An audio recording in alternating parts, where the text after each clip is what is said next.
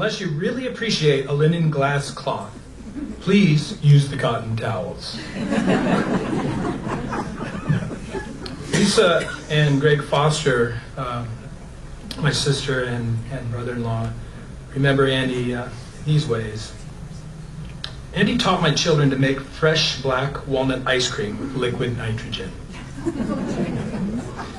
Andy took me to a Los Angeles private viewing of Calypso's Search for the Britannic, where he introduced me to Jacques Cousteau. And he always had the correct way to do things. One visit, he told me people tie their shoes wrong. They tie granny knots, when it should be a square knot. I told him, most people really don't care. But I have been tying my shoes with a square knot ever since. When Andy was head of the Physiologic Research Laboratory at Scripps, he took me to pet the dolphins and to see the penguins up close. Our third speaker is Barry Holtz. Barry is the president and CEO of Intervexion Therapeutics and former graduate student of Andy. Barry? Thanks, Jim. Well, all of you just take a second and look around this room. Who else could bring a group of people like this together than Andy and Dee Benson? It's just amazing. I'm very humbled to speak to you today at this celebration of Andy's life. If any of you are Muppet fans, like I was and my children growing up, you may remember the great leader of the Muppet Labs, Dr. Bunsen Honeydew. I would be Beaker, his assistant. It's been a wonderful journey to be a student and a friend of Andy's for over 40 years.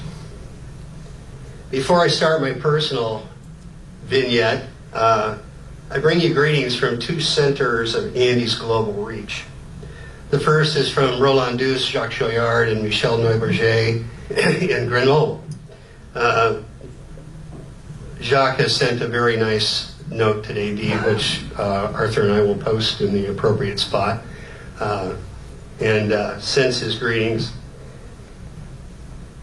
I think, he mentioned one wonderful thing. He said, this was a lifelong collaboration with the lab in France. And when Roland Douce left, Roland was my office mate here at Scripps, and I had the pleasure of working with him on the envelope of the chloroplast. Jacques said that it was Andy Benson that enucleated this lab and gave it its direction and purpose for the last 40 years, which is quite an amazing statement. I'll remember being in the basement of that grand laboratory around this giant NMR, which Roland would call La Grande Machine.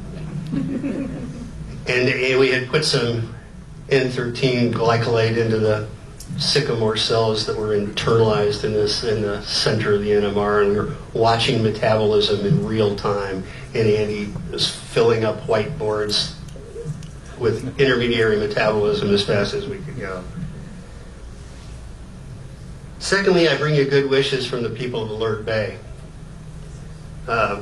Mike Berry's written a very nice note, Dee, and they're here with us in spirit.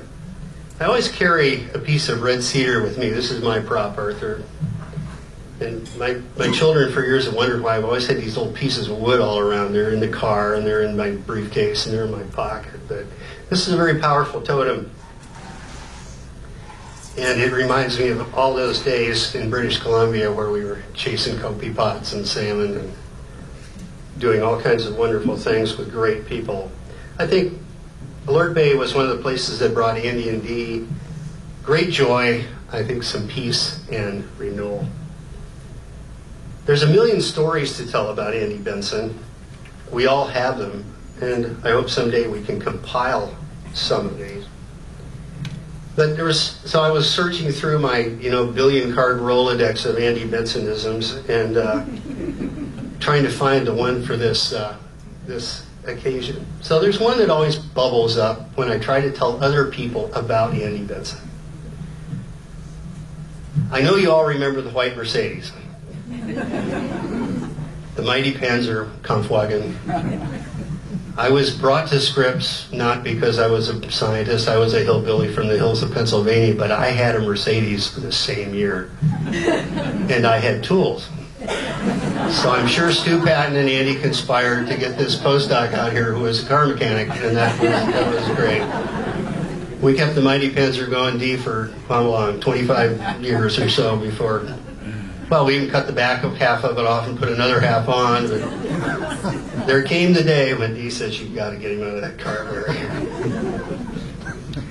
So as we would, we'd go down to Mission Bay to this taqueria, or to this tortilla factory, which made tacos at lunchtime. It was cheap, it was really good. And Benson would pile us all in the car, and we'd go sailing down I-5. And one day, Ernie and I and Rick were in the car, and he goes, aren't you guys offended by this sign on the side of the road, this cabinet maker sign? And we were all going, oh crap, what is he talking about? He says this sign is slaunch-wise. That's a Bensonism, slaunch. And it's a wonderful word, it's onomatopoetic. But the sign for years on I-5 was leaning 45 degrees to the right. And he was absolutely offended by the fact that a guy who made cabinets didn't square up his sign.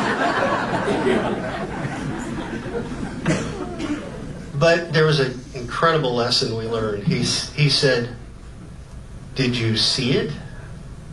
Because none of us could comment. And the point was, we didn't see it. And he says, you've got to learn to see things. He says, if you don't record the data, you will never get to process it. And all of us were sitting there feeling a little less than equal when we realized that we weren't looking as scientists all the time. He said, you can't process the data if you haven't recorded it. He says, you can choose to process it when you want, but you have to see it. He taught us to observe science probably on another plane and widen the view to 180 degrees from 45.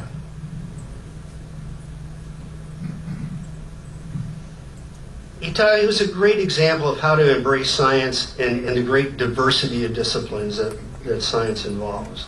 His interests were incredibly broad, and he taught each of us to love and respect the process of science.